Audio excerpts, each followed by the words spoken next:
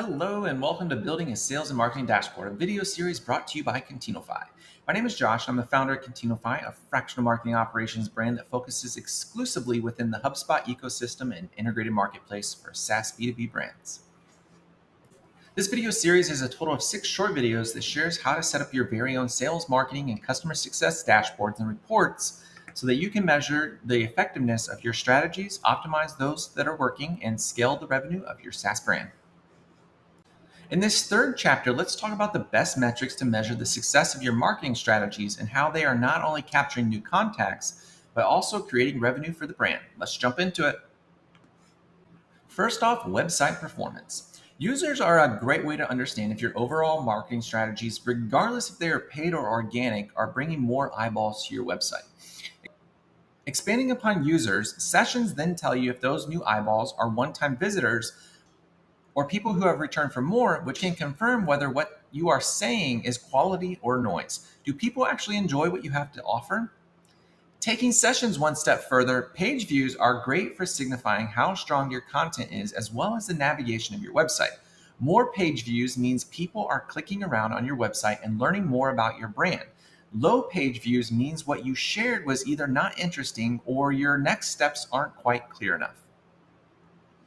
One way to look at page views is by bounce rate, which is also a strong SEO indicator search engines rely on to understand whether a page on your website is relevant or not for potential searches. A high bounce rate signals that the content the visitor is looking for was not on your website.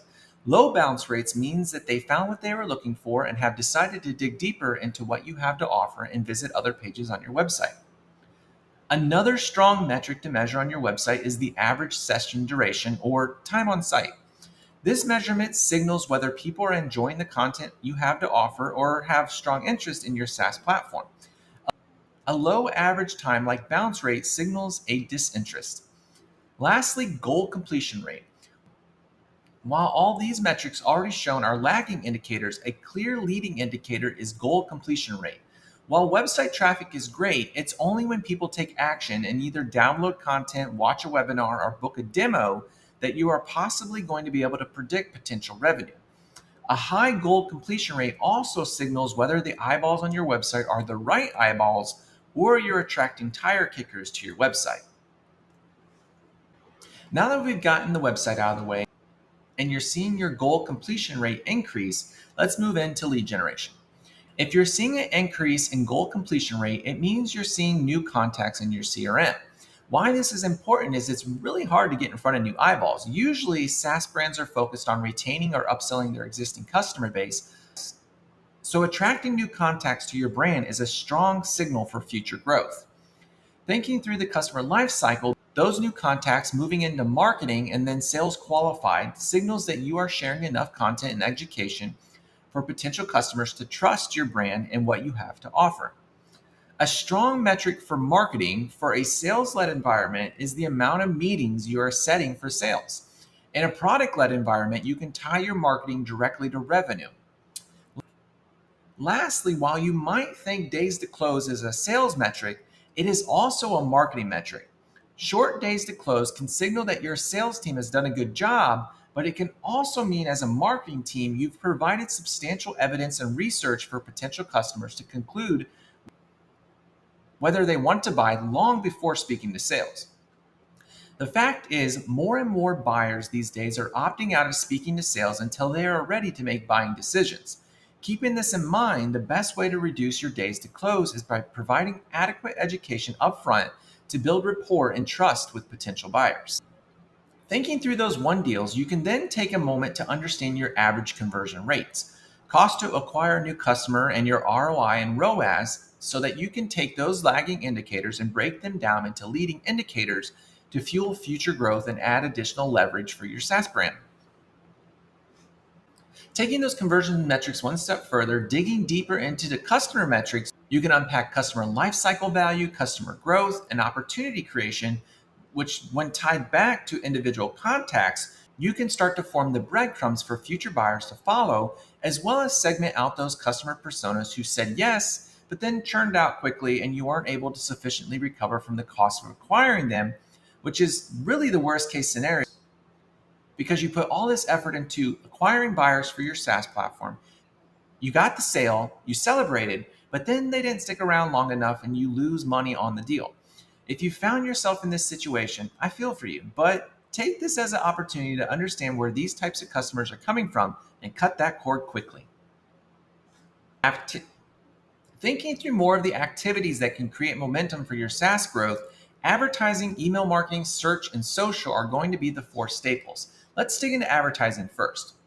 Thinking about advertising and how it can quickly be led down the wrong path by focusing on only CPL, let's be sure that we are tying all advertising spent back to revenue generated, whether that be direct impact or only attribution. The important thing is to understand which campaigns lead to creating or influencing contacts that become customers. Thinking through the activities themselves that predict the potential of your advertising, impressions, cost per click, and click-through rates can signal healthy advertisements and whether you're targeting or the advertisement itself is appealing to potential buyers and they are clicking and visiting your website. Once you have new contacts in your database, email marketing is still one of the most cost-effective ways to communicate with potential buyers and provide them with more context as to why your SaaS platform is the solution to their problems. Measuring this performance should include open rates and click-through rates.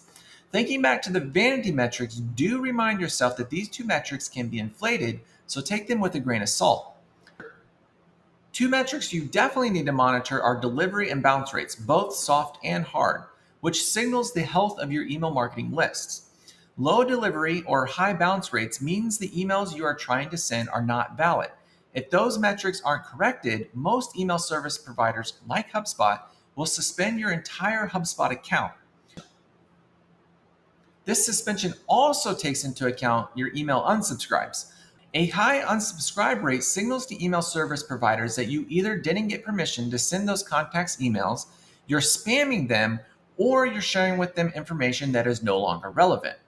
The good news is, though, that bounced emails and unsubscribes are often removed automatically from future emails by email service providers, HubSpot including.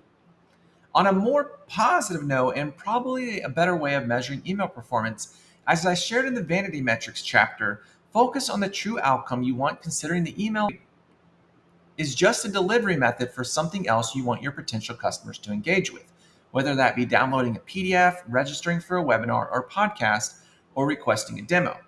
Tying your email performance to this true outcome is a better way of measuring its performance. Next to last, organic search metrics. Similar to website performance, organic search is people searching on Google, Bing, or Yahoo and finding content you've shared on the internet. The best way to measure this performance is either using Google Analytics, your Google Search Console, or tools like SEMrush. Three statistics that are great for measuring your performance here are keyword positions, traffic, and branded traffic. Keyword positions are important to know because the truth is most people, when searching for information, don't go past the first page of results, if the first three. Knowing how your website ranks compared to your competitors or other information providers online allows you to know whether you need to write new content or optimize the current content you've shared online. Organic traffic is hard to come by. There are over 1 billion websites on the internet, with a new website being built every 3 seconds. The fact remains, though, that Google is still the most visited website with more than 5.9 million searches per minute or 8.5 billion searches per day. What's even more staggering is that people are searching through hundreds of billions of pages stored in the Google database, and showing up as one of those top pages is becoming increasingly harder to accomplish, especially in the AI days we live in now, where creating content is only a few clicks away. Understanding how much organic traffic is coming to your website, although, can signify strong future earnings if you can capture it. And better yet, once you have great content in place, you can pull back on your advertising spend because people are finding you organically. Lastly, your branded terms, even if they are copyrighted, can still come under attack in search engines. Monitoring the keyword positions you hold for branded terms such as product names or slogans is important to know, so you aren't losing traffic to a competitor where you did all the work to make those words mean something. Last up on the metrics to measure for marketing, and probably one of the most controversial, social media marketing. As I alluded to in Vanity Metrics, a lot of brands get lost in their true goals of social media when trying to focus on the wrong things. This is why one of the key metrics you need to monitor is how social media is attributing to revenue growth, which isn't always the easiest thing to do. The best way to do this, however, is by adding UTM variables to everything you share on social media so that you can tie any engagements on your website back to this platform. The truth is, there are going to be very few times where a social media post is going to tie directly back to revenue. Often it's going to be a first touch or something in between. So, tying social media to revenue is tough business, but sharing on social media without this connection, and you'll quickly see your brand become a media company whose only purpose is to entertain and not create sales. Thinking through some of the metrics that show the health of social media can be collected via social media followers, engagement rates, click through rates, and top performing posts. While you don't want to turn exclusively into an entertainment business, the fact is social media platforms are, well, social. And most people on these platforms use them as a means of distraction from the real world. They aren't actively looking to buy anything, so social media can be a double edged sword. So you have to entertain, but make it intentional and set up healthy boundaries around what's good performance and what's not. Now that you've got some ideas of metrics you should include on your marketing dashboard, let's jump into sales metrics to measure next. Can't wait to see you there.